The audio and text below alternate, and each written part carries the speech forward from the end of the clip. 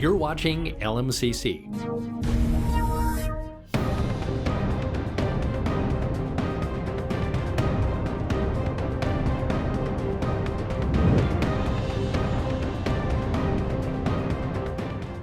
Hi, I'm Kellie Murphy-Ringate, Fire Marshal and Public Educator for the Excelsior Fire District, and welcome to First Responder TV, your local public safety source, featuring training exercises, safety tips, and much more. Here's what's coming up on First Responder TV. We'll introduce you to Loretto Fire Chief Jeff Leuer, who recently received the Minnesota State Fire Chiefs Association Fire Officer of the Year Population Under 10,000 Award. Michael Jabs, the 2022 Mound Firefighter of the Year, goes above and beyond to serve the community on making a difference. Scam Alert will give you an update on scams that have been targeting citizens in the lake area. The Shorewood Public Works Department will give us some important snowplow safety tips on Safety Source.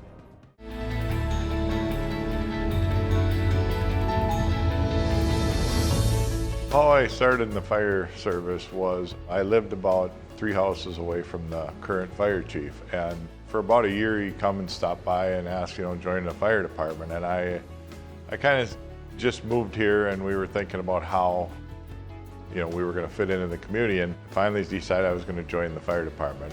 My brother-in-law was on the fire department at the time.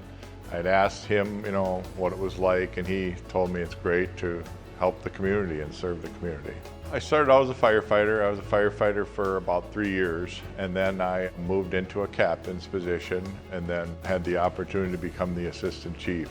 I was the assistant chief for 10 years under a spectacular chief, Herb Cook. He basically showed me the ropes. And then in 2008, he decided that he was ready to retire, and so I moved into the position, and now I've been in the position for 14 years.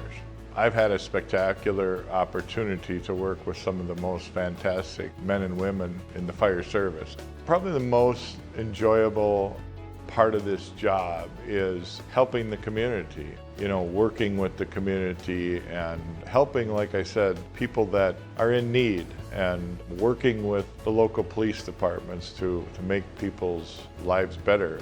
That's really been rewarding, I think, is that I've been there and our department has been there, and just to help the people.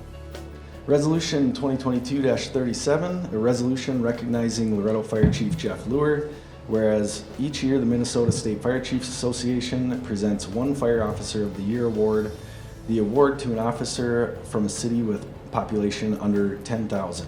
And whereas selection criteria for the award emphasizes leadership, innovation, professional development, integrity.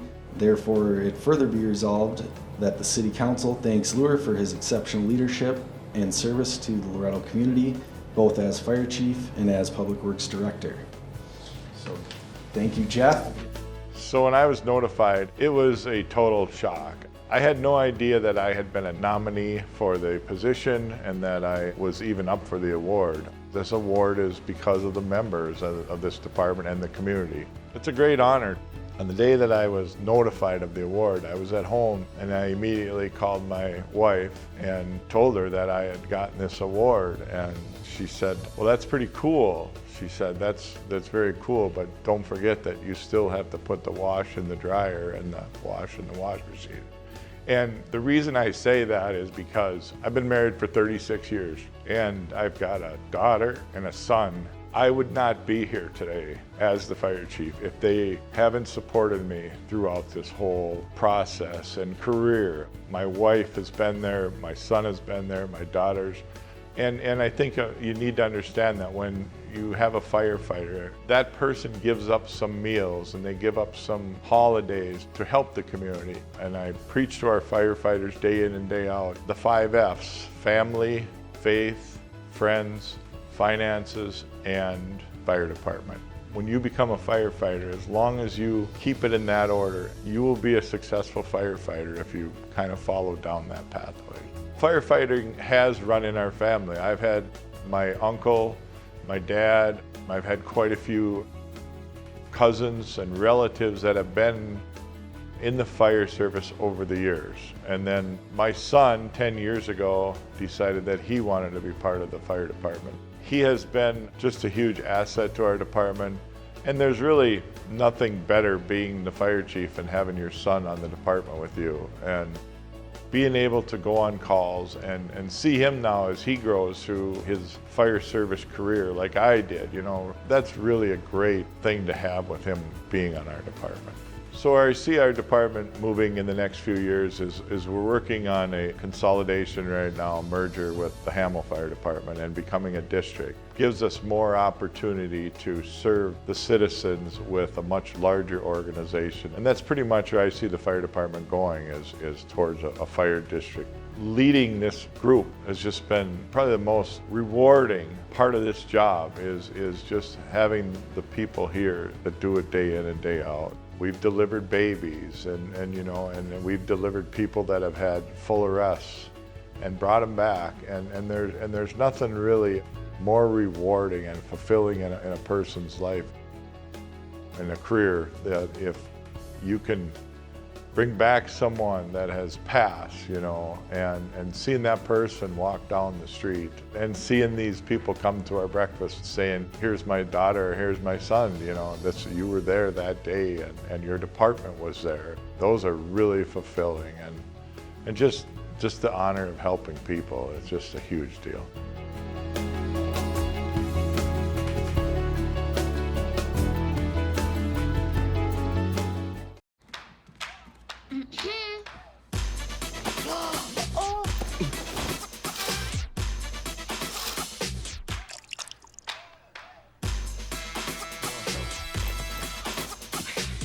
You're not gonna get it all right. Just make sure you nail the big stuff. Mama! Like making sure your kids are in the right seat for their age and size. Get it right at nhtsa.gov/the-right-seat. We'd like to spotlight a member of the community that goes above and beyond in our segment, Making a Difference. This month, it's 2022 Mound Firefighter of the Year, Michael Jabs.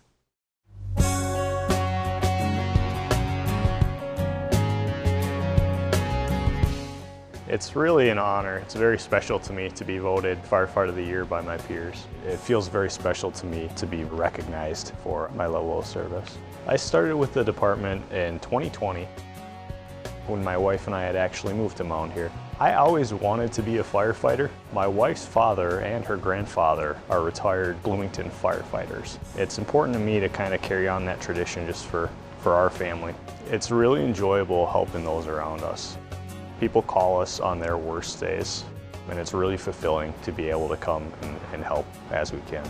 I learned pretty quickly after joining the Mound Fire Department they have a strong history here of excellence and tradition. They're actually coming up on their centennial this upcoming year, so it was really important to me to offer anything I can to help contribute to that.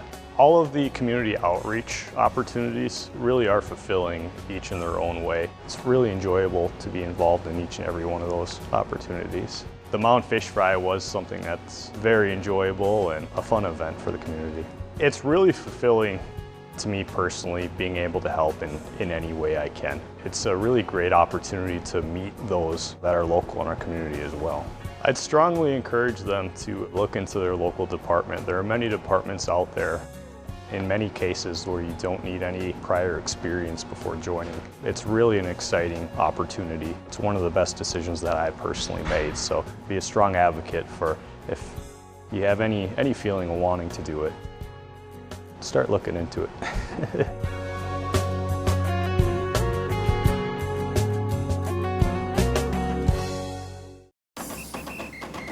If you're buzzed and doing this,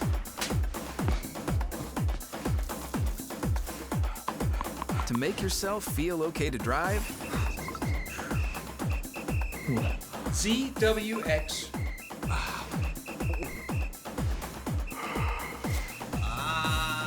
you're not okay to drive. YGKLVW.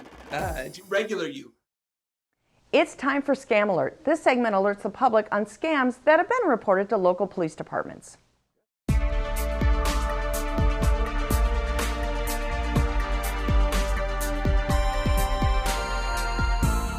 The Better Business Bureau has received reports that offices have received and been billed for products not ordered or that had been identified as samples. Businesses report difficulties trying to return the products and are being told that they are responsible for shipping costs. You're contacted by a sales associate who knows your name or someone else's in the office and acts as if you've done business together before. They want to thank you by sending free sports memorabilia as a gift and want you to try new sample products. About a week later, the order shows up, followed by an invoice for products that were never ordered, with costs more than double that of other reputable vendors. When you try to return the products, the address you are given is not valid and the package returns as undeliverable. Their methods are designed to be deceptive and to gain trust by using friendly talk. They intentionally swindle businesses into paying unreasonable amounts of money for things that they claim to be free samples. If you've received a call from someone with U.S. standard products, file a complaint with the Better Business Bureau at www.bbb.org. If you're looking for a job as a caregiver, you might search online using employment matching websites. Scammers have been posting fake job ads designed to trick you into sending them money or sharing personal information. Be suspicious if you're offered a job and hired without an official interview. It's a fake check scam if you get a check before you even start working. The person hiring you might say it's your first paycheck or it's for expenses related to caring for their loved one. But later they tell you to send part of the money to someone else or return it to them. They'll use excuses like they overpaid you or they need the money for some unexpected reason. The check is fake, and by the time the bank realizes it, the scammer has your money. Your employer should pay you, not the other way around. Don't believe any story about why you were sent a check for more than you expected to be paid. Check out potential employers before giving them any sensitive information. Search online for their name, email address, and phone number. Get as many details in writing as you can about the job duties, pay, and hours. If they refuse, that could be a sign of a problem.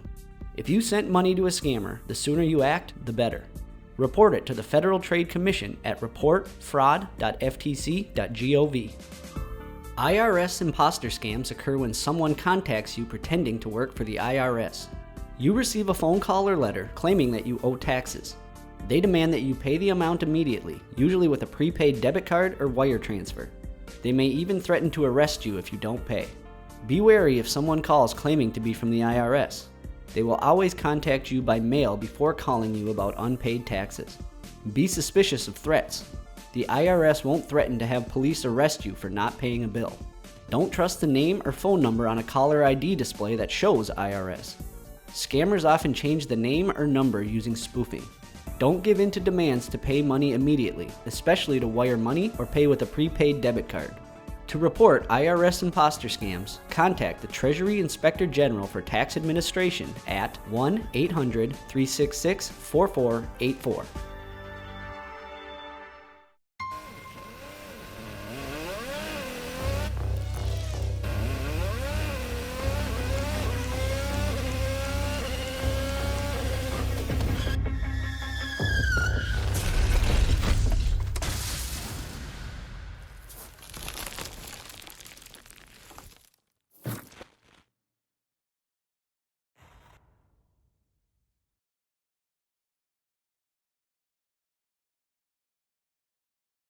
Your best chance of remaining safe after a snowstorm is knowing the special rules of the road. The Shorewood Public Works Department will give you important snowplow safety tips on Safety Source.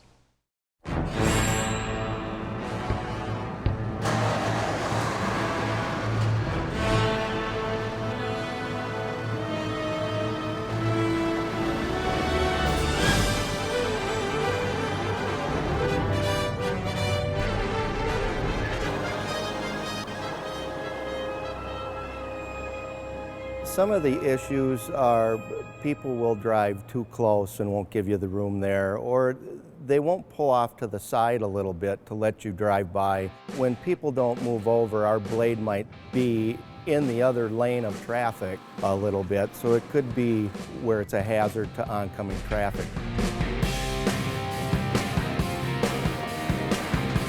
So as you can see, as we're approaching traffic, traffic doesn't necessarily like to stop. If they're coming towards me, pull off as far as they can without getting stuck and just stop so I know I can go by. We probably drive around 15 to 20 miles an hour. If we drive faster than that, the snow is going to be thrown a great distance. It'll take off the mailboxes. Stay far behind and give us room to do our job, make sure that we see you. Blind spots would be, well, directly behind us. If you follow too close, we can't see behind us. I would say that to give yourself about 5 car lengths so you're back in case we have to stop. When we have a lot of snowfall, we'll go out and we'll push the snow from the curb line back to make room for more. And when kids build their snow forts out by the corners of the driveway where there's a lot of snow, those children could be buried very easily and not even know it if you don't stop. Leaving your basketball hoops at the road edge that might get damaged, or your boats that the trailer tongue might be out encroaching the roadway, and if we come by to push the snow back or accidentally be over too far, we could damage that. 107 to 105, I'm done with my end. Do you need any help over there? We have spinners on the back of our trucks that throw out de-icing material, and sometimes people encroach, so when you turn that on, you might get blasted. The streets are cleared a lot better than what they used to be years ago with the equipment we have nowadays. So people tend to drive a lot faster, thinking that the roads are that much safer. The salt doesn't activate at a very cold temperature. So even though it's down, it might not be melting or doing the job it has. You may slip or slide through the intersection. Especially when you're clearing an intersection, people don't realize you're gonna drive forward, back up, or plowing a cul-de-sac. It's multiple moves.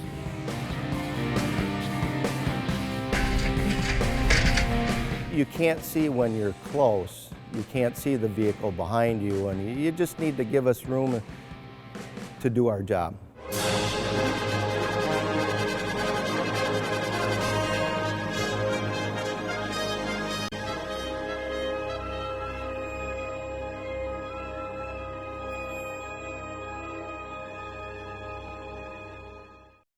Thanks for watching First Responder TV, your local public safety source. If you have an idea for a segment, an upcoming public safety or fire prevention event, please let us know.